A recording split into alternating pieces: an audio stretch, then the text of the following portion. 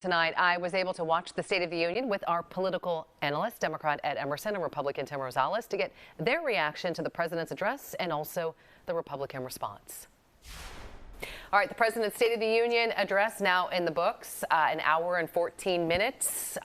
One of the big lines tonight, he said, "Let's finish the job." Sounds like a launching, Ed, of his next presidential campaign. What were your thoughts on the president's speech? I thought he did a great job. I really do. He's got good news. 500,000 jobs this month. Unemployment at the lowest rate since 1969. I think we put a man on the moon right about then. I thought that he was good. I kind of liked, and Tim and I had a discussion about his interaction with the folks booing. With the members, right. You know, and he got better at it. At first, he didn't. It's almost like when you see a comedian getting heckled. Yes. It's like, is the heckler going to take the comedian down and throw him or her off their game? Right, and I thought he finally established sort of a parity with the folks bagging on him while he was speaking.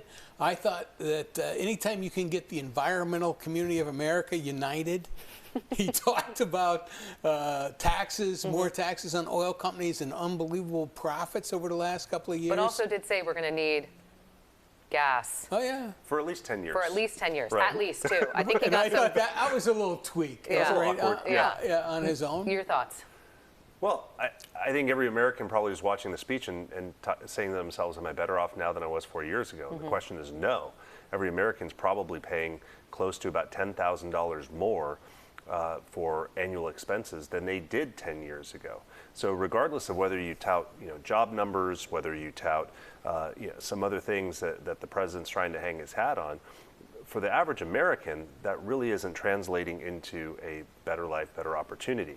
And I think that the president needed to establish, okay, where are we going to go in order to fix some of these things that are plaguing the American people, whether it's talking about the border, whether it's talking about the economy, talking about international relations in China, but he didn't articulate any of that. He really, he had some good points talking about, talking about cancer.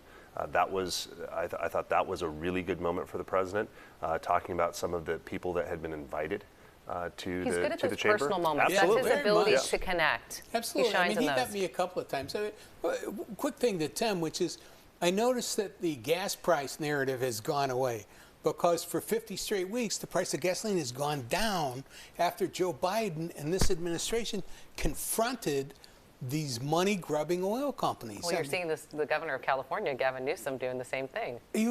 Someone's got to stand up and say, hey, this is a record profit of billions of dollars while people are suffering at the gas pump.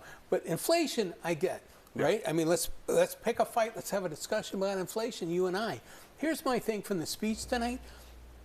I was hoping for a McCarthy-Biden moment when the two of them would step outside of all this as a fantasy and just say, hey, tomorrow morning, let's get together and put together, and let McCarthy pick it, or agree on something. Immigration, tomorrow morning, 8 o'clock, my office, and let's go.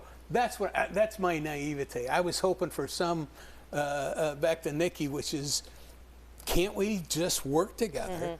And can't we just compromise a little bit? And that would have been nice. How do you think that looked for the Republicans, though? Because you had, Marjorie Taylor Greene, far right part of the party, definitely not, center left or center right, excuse me, calling the president a liar. And no matter how you feel about the president of the United States, right, the State of the Union, there's some things that should be sacred. Do you think that hurts the Republican brand, especially that we're starting to ramp up for 2024? I think you've got wackadoodles on both sides, essentially. And certainly you've got them on the right, you've got them on the left.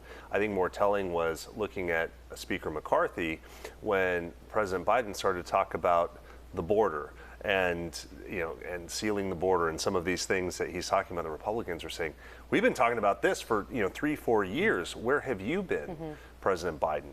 I think on some of these other issues, talking about inflation, talking about these things, foreign relations, China.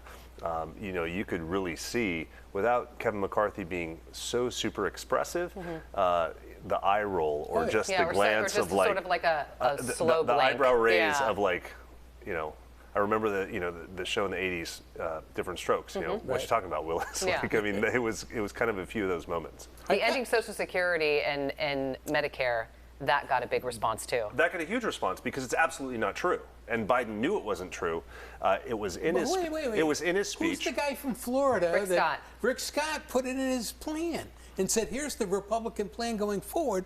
We're going to cut Social Security and we're going to cut Medicare." What they were saying is what Biden said was very different than that. He said that Republicans want to end that hard cap, and that's where Republicans were saying, absolutely not.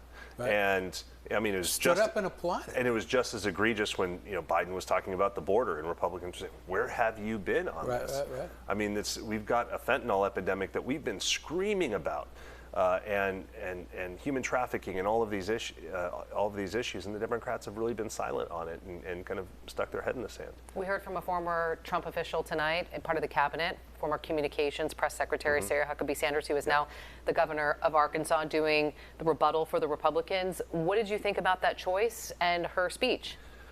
Well, she came strong. She came real strong. I think it was important to have a contrast. Number one, she's a young female governor who she just got elected and took office. I think she gave a pretty articulate rebuttal to it. Whether you agree with it or not, I think that's another thing. But I thought she was an excellent choice to give that, and I thought she did a pretty good job. What do you think President Biden does now? Where does he take this message? Because in the State of the Union speeches, you guys know this, you've been working in politics for a long time, worked for presidents in the past. There's a lot. Yeah. There's a whole bag of things. He didn't You got to focus on one specific thing, right? We talked about this before the segment. Right. Tomorrow morning he gets on a bus or whatever they're doing. They're going to 20 cities. He and the Vice President Harris are heading out into the country. They're going to try to sell this message of democracy is at stake. Here's what you can do about it. But are the American people going to buy into that? Because we go back to the old James Carville line, it's the economy, stupid. Yeah, right. And if we roll around and people start voting, 2024 is not that far away, and we're in a recession or inflation is high and people can't afford their rent or their gas bill or eggs is the big hot topic now. Right. They're going to be feeling that. Where's the price of gas? Jesus. Yeah, well, it's over $5 in Los Angeles, still. Yeah, but it's $14 in Belgium, for God's sakes, That's true. for a gallon of gas. Thank Good goodness thing we're not in there. Belgium Yeah, and we're in the States. All right, I got to wrap, guys. I'm sorry, we're out of time. It's okay. And Emerson, on the Democratic side, Tim Rosales, we always appreciate Thank you you. bringing your insight and analysis, the best there is. We'll you. continue Thank this you very much. conversation because we have a long road ahead to 2024. Thank you, Nikki, very much. Appreciate it.